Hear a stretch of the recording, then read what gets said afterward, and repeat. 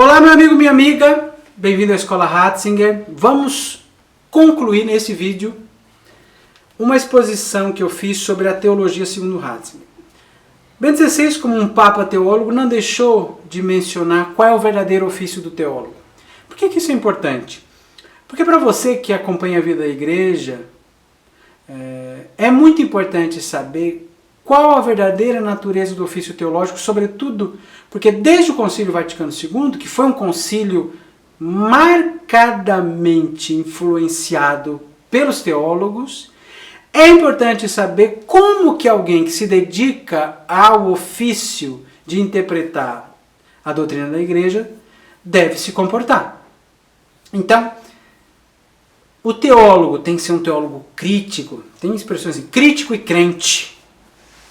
Mas, veja bem, um teólogo católico é aquele que vive continuamente, auxiliado por Deus, no esforço de dar inteligibilidade ao depósito da fé. Muitos só querem inovar. E muitas vezes sem qualquer fidelidade às fontes.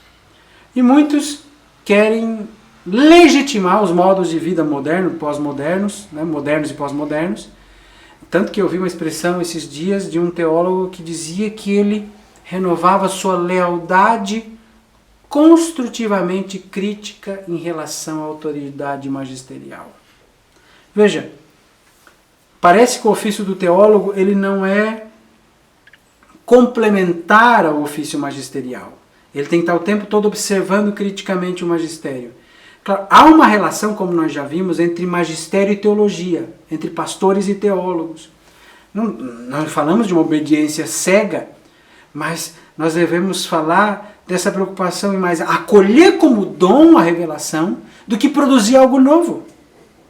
Porque se tem uma coisa que nós fazemos como teólogos, e nós somos repetidores de fórmulas antigas, nós somos buscadores de compreensão.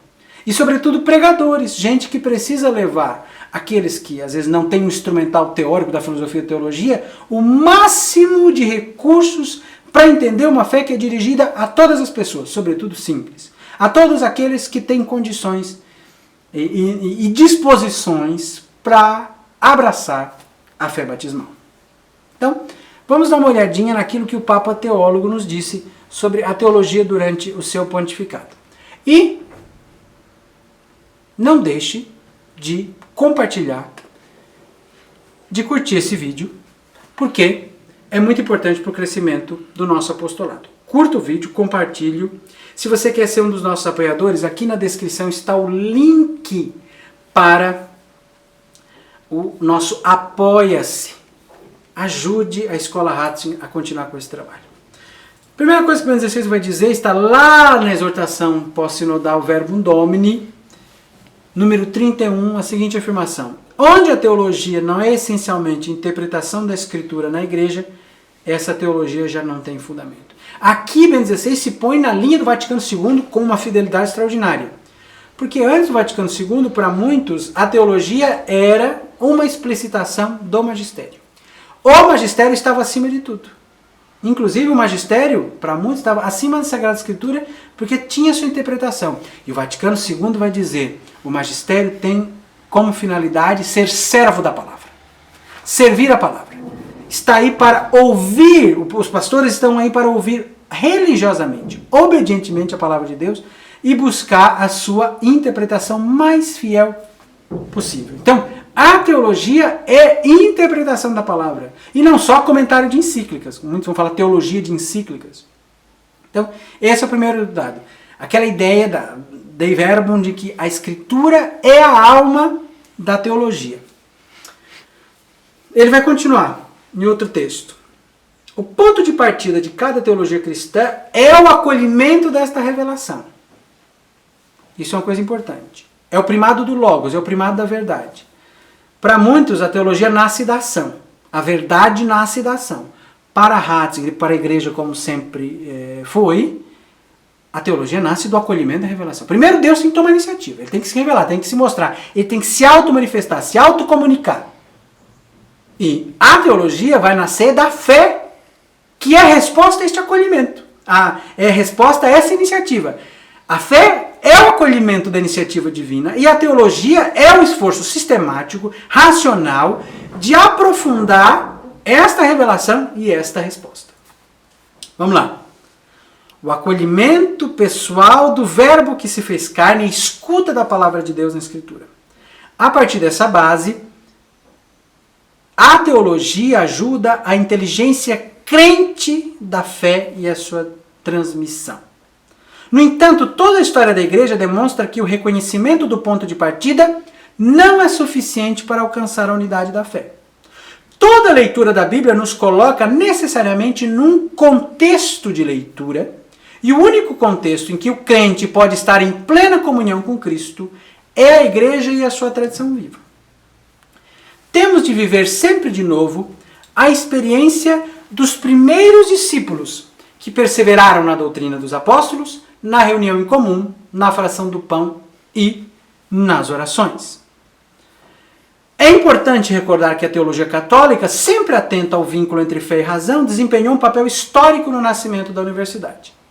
Uma teologia verdadeiramente católica, com dois movimentos: intellectus quaerens fidens et fidens quaerens intellectum.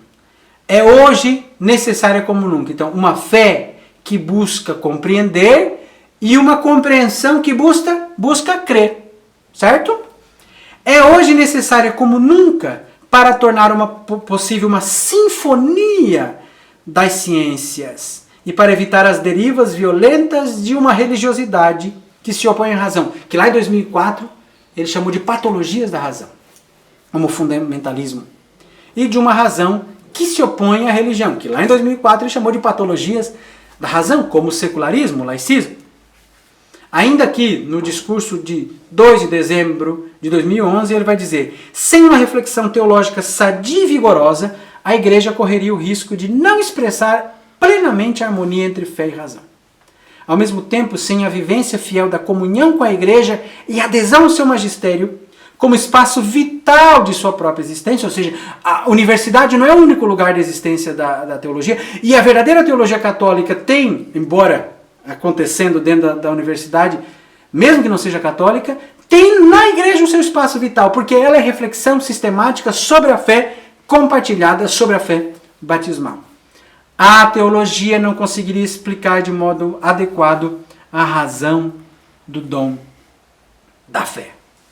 Então, por isso, Ratzinger, Bento XVI, na verdade, vai alertar para o perigo do academicismo teológico, do puro academicismo. Diz ele, já em 2 de setembro de 2012, lá no finalzinho do seu pontificado. Trata-se de uma advertência acerca da intelectualização da fé e da teologia. É um receio que sinto nesta época quando leio tantas coisas inteligentes, que se torne um jogo do intelecto, no qual passamos a bola uns para os outros, no qual tudo é somente um mundo intelectual que não compenetra e forma a nossa vida, e que, portanto, não nos introduz na verdade. Creio que estas palavras de São Tiago se dirigem precisamente a nós como teólogos. Não só ouvir, não apenas o intelecto, fazer, deixar-se formar pela verdade, deixar-se orientar por ela. Assim o teólogo vai se tornar um sábio, mas um sábio pequenino. Muitas vezes alguns teólogos querem ser eruditos mais do que homens de fé. Homens de razão e não sábios. Diz Bento XVI. E assim, finalmente, também na teologia. Pesca-se nas águas da Sagrada Escritura com uma rede que permite capturar somente peixes de uma certa medida. E aquilo que vai além desta medida não entra na rede. E, por conseguinte, não pode existir. Assim, o grande mistério de Jesus, do Filho de Deus que se fez homem, reduz-se a um Jesus histórico. Uma figura trágica. Um fantasma sem carne nem ossos. Um homem que permaneceu no sepulcro, que se corrompeu e é realmente um morto. O método sabe capturar certos peixes, mas exclui o grande mistério, porque o homem se faz ele mesmo à medida. Possui esta soberba, que é contemporaneamente uma grande loucura, porque torna absolutos certos métodos não adequados às grandes realidades. Entra neste espírito acadêmico que vimos dos escribas, os quais respondem aos reis magos: não me diz respeito. Permaneço fechado na minha existência, que não é tocada. É a especialização que vê todos os pormenores, mas já não vê a totalidade. E existe o outro modo de utilizar a razão, de ser sábio. A do homem que reconhece que ele mesmo, quem ele mesmo é. Reconhece na própria medida, reconhece a própria medida e a grandeza de Deus, abrindo-se na humildade a novidade do agir de Deus. E para concluir, Bento XVI dizia, assim, precisamente aceitando a sua pequenez, fazendo-se pequenino como realmente é, chega à verdade. Desta maneira, também a razão pode expressar todas as suas possibilidades. Não é anulada, mas amplia-se, torna-se maior.